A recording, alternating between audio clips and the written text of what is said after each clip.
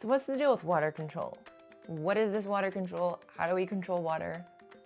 Is water able to be controlled at all? When it comes to watercolor painting, it's kind of a mess, and that's why I wanted to tackle this today with you. So today we're gonna be painting something like this, meaning this is what we're painting.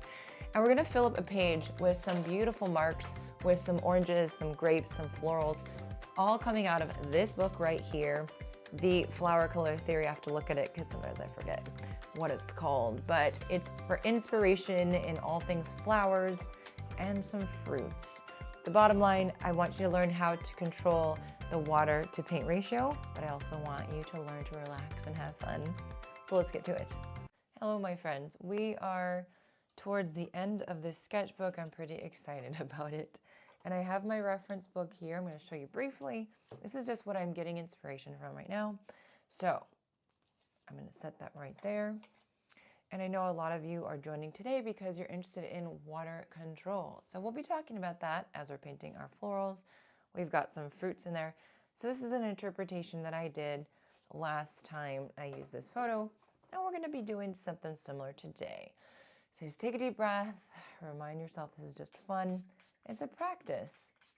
Getting your morning painting routine in. Maybe it's evening for you. I don't know. But have so much fun. Make sure to remove the hairs from your palette, of course, because we don't need those at all.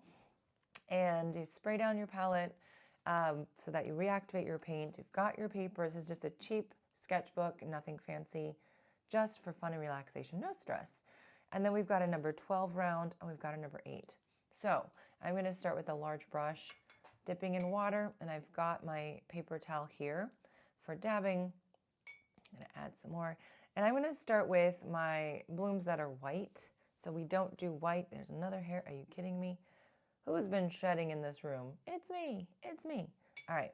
So we're going to do kind of a muddy, dirty color for our white, like a gray, because we can't do white in watercolor. We do have white here for mixing things in, but you know, it's not going to show up right on this page.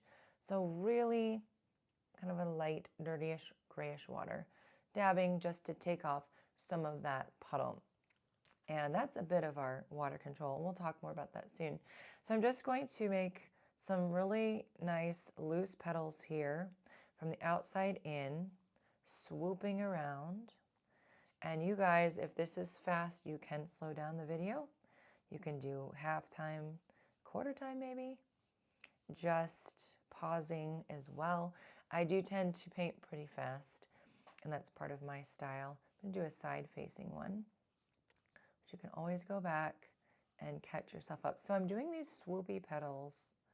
I like to swoop in towards the center. If you can't see it, grab a little more paint. I got some green on there, who knows, and just go over it again. We're going really light because we want to build up our layers slowly. And I do want another one of those grayish white flowers. So we'll do one right here. So this is a stress-free painting, all right? I'm telling you that right now. Just remind yourself of that. We're having fun today. I mean, we always try to have fun, but we're having so much fun today. That's the plan. So I'm going to start by adding in some oranges, or continue, I guess. And so I'm just grabbing light versions of this right here. I can mix in water and make it way lighter. Now for water control, let me just show you. My brush has a bunch of water on it, and I've got this little hair that's driving me nuts, but it is what it is. Nothing is perfect. We're trying to let go of perfect, and we're doing a good job today, hopefully. So if I were to put this on the paper with such a large brush holding lots of liquid, it's going to create a puddle. So how to control the water is I simply dab on my paper towel, it takes off that puddle, and then I can start to paint freely and not worry. Isn't that nice? So that's a big tip for water control. So I'm making these circles over here.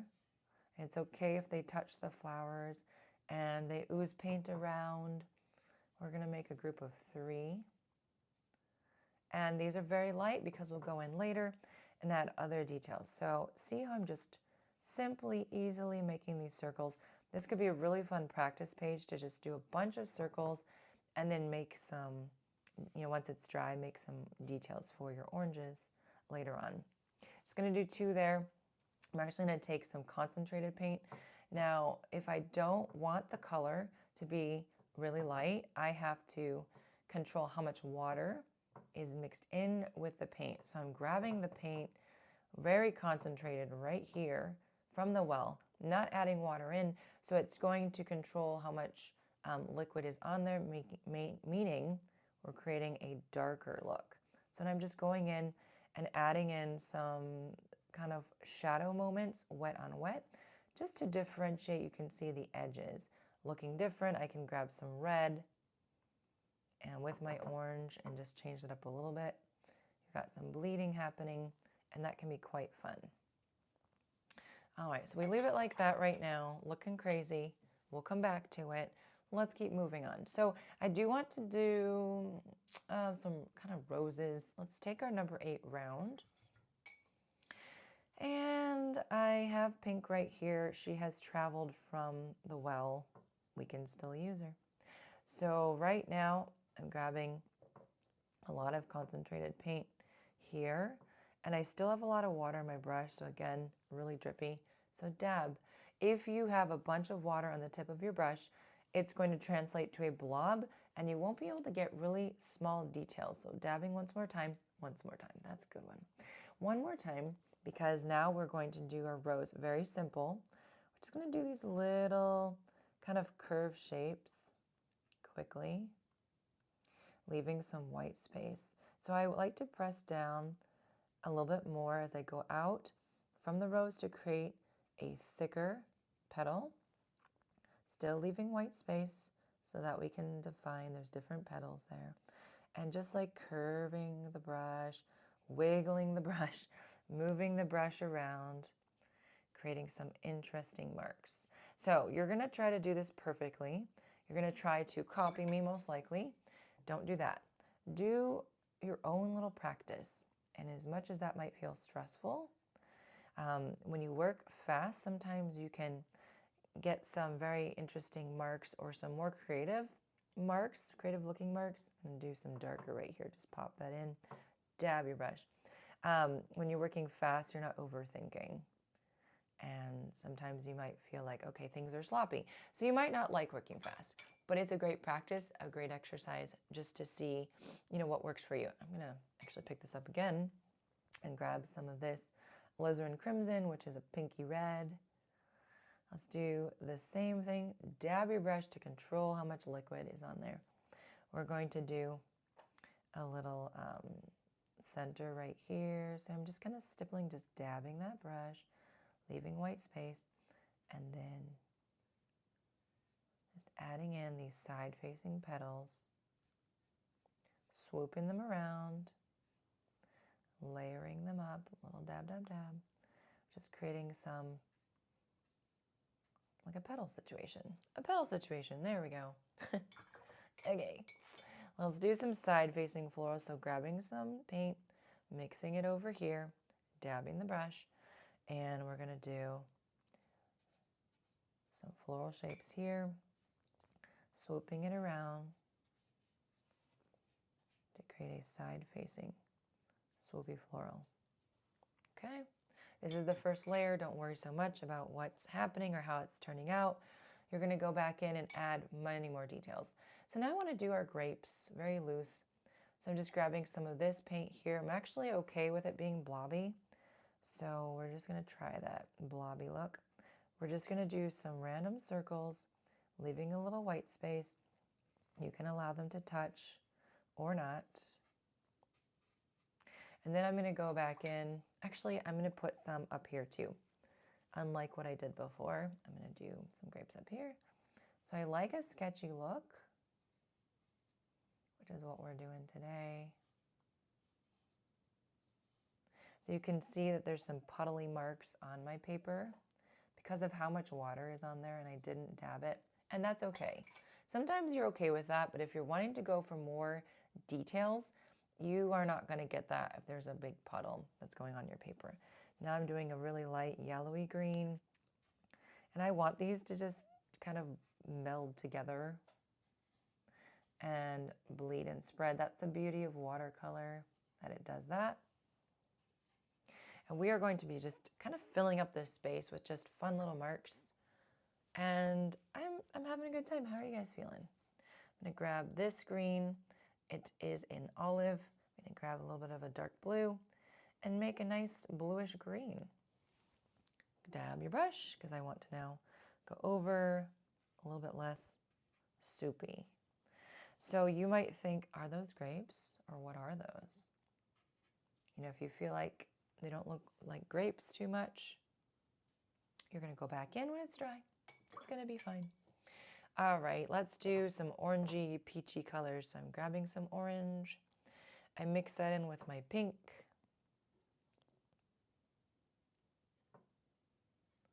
Dabbing. And then let me see. Let's do some more side facing. Actually, let's just do some little floral shapes here. I'm always swooping around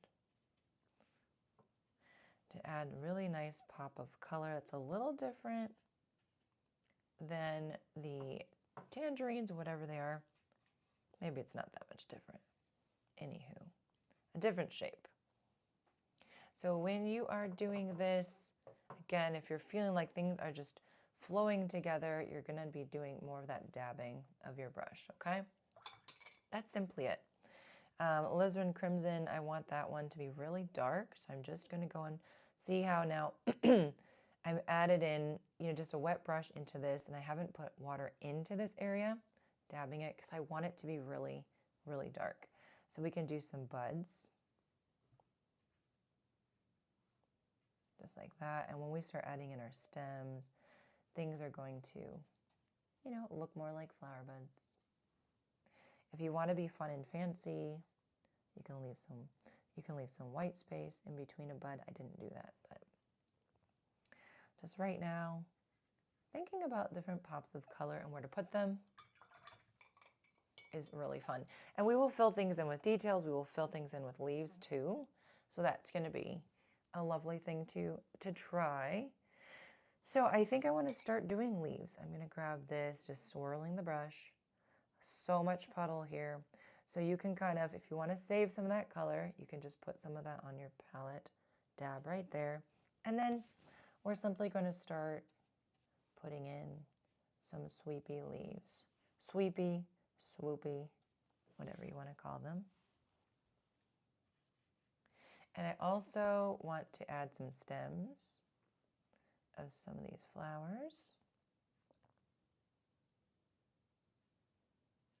And that one ended up looking red and weird. It's okay. It's a painting. It doesn't have to look perfect. And sometimes you might want to dry this before you do this too, so you'll minimize the spreading. But, you know, maybe it doesn't matter if it spreads. Maybe it's okay. Those look like cherries now. How fun. All right, grabbing some more paint. This is a little bit more concentrated, so that's okay. And I'm just gonna do some swoopy marks in between stuff, just like this. So you don't have to have necessarily leaf shapes. You're just filling in some of those details. Some lines, some marks, quickly. So right now I want to start with these larger flowers because they're already dry. So I'm going to take some blue. Actually, let's take that dark blue. And I'm going to use that as the green is mixing in, dab it, to add in some shadow and texture. So this is simply just you trying to figure out where to put stuff. And I know that can be hard, but I like to outline some of the petals sometimes. I like to outline around the middle where that's going to go. And literally sometimes I just go around the petal itself. You can see I'm going very quickly because I feel very confident. And if you feel like you're just barely trying to catch up, remember, you can always pause and catch up that way. The side facing I feel are a lot easier. I'm not covering up everything, right? I'm just adding a little bit around there for a darker look. And if you want to be really fancy, you can go back in when it's dry and add in a very dark version of that color. So this is what I'm doing for the rest of them. I'm going to grab more of this beautiful dark orangey color. And I am dabbing, right? Too much puddle. And I'm going to just do these quick little marks. And I'm going to add some red too. Actually, I'm going to take this orange. Ooh, that's nice. But for my lovely fruits here, now that that's dry, I'm going to go in and just do some quick little marks. I do like a very artsy look, so you can see the brush strokes in my paintings. I'm not necessarily going to blend everything out, but if you want to blend, you just simply clean your brush, dab it on that paper towel, again, controlling the amount of water on your brush, and you're going to just blend out that harsh mark. So now you've got soft lines, okay? That's simply it. Okay, continuing on, I've got this beautiful yellow dabbing. I want to use that for my flowers too.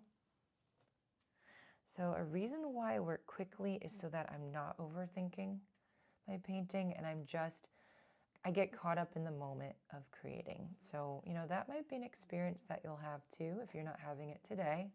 Because right now you're following me and you're just trying to most likely match what I'm doing. But I encourage you to just do your own thing too. And it can be hard to do when you're just learning how to do what I'm doing. So just give yourself grace, take your time, and just play. This is a playtime.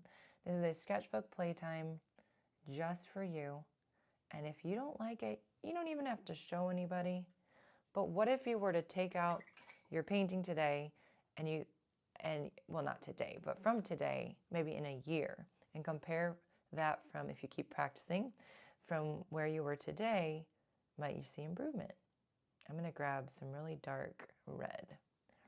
And I'm going to make my center dark for those shadows that you see inside a rose that's really light, that are really, that are really dark is what I'm trying to say. So just a little bit. Don't get caught up in this too much.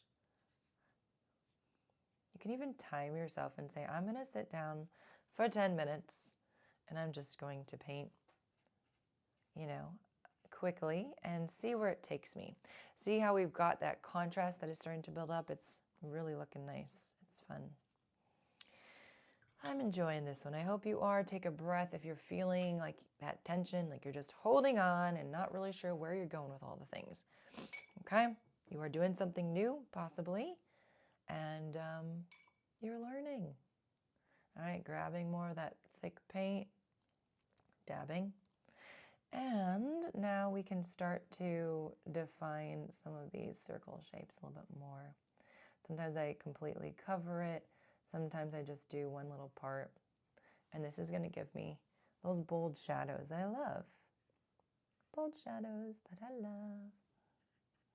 I do like to fill in the white space to have a nice tight bouquet. So take the time to do that now too, if you want. This is all up to you. This is your painting. This is your time to be creative and to have fun. Isn't that nice? Take a little time for you because you deserve it. I'm going to dry this off real quick and then we'll add that last final layer and we'll be done. So now I'm thinking about my last layer. It's going to be the smallest layer, but the most intense and dark. I do love using my dark Payne's Gray. So I'm just grabbing that really thick. I'm controlling how much it's going to move because I'm not adding water to it. I'm going to dab that. And now I'm going to just go over in smaller areas, swooping around and adding in extra sketchy marks. So you can see that because I knew I was going to do a third layer, I didn't worry too much about the first or second. And just kind of went with the flow with it,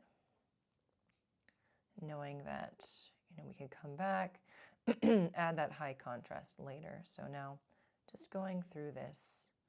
And you can leave it at that first layer if you would like. I just enjoy making her extra fancy, shall we say. And then over here too, just a few little swoopy marks, some dots, some dashes. And you can see how now the flower is just bouncing off the page. So excited to be alive. Has lots of great movement and good feeling towards it. I don't know. I have a good feeling towards it. It has a good feeling towards life. She's enjoying her life, and you should too. All right, so that's enough for those. A big piece of being an artist is knowing when to walk away, when to be done, when you are done. And it is a skill that takes time. I want to add a little bit more darkness to those guys, so I'm mixing, excuse me, mixing alizarin crimson with my quinacridone purple or violet, which is a very dark purpley color. And there we go. Just a little bit of contrast and just kind of cleaning it up a little. I didn't feel like it was doing what it needed to do. So yeah, today we're doing some really dark darks, and I'm loving that. So if you want to have the really dark darks and you don't have it with the current color, just take your darker colors and mix it in. So a navy, you can use black, but it might not be as an interesting color. Sometimes it tends to just mute it down. But use a different dark color and mix that in. See, now we've got some high contrast happening. I think we need to do a little bit more with our greens. So I'm actually going to take that navy again and dark, oof, that is really dark. Darken up my green.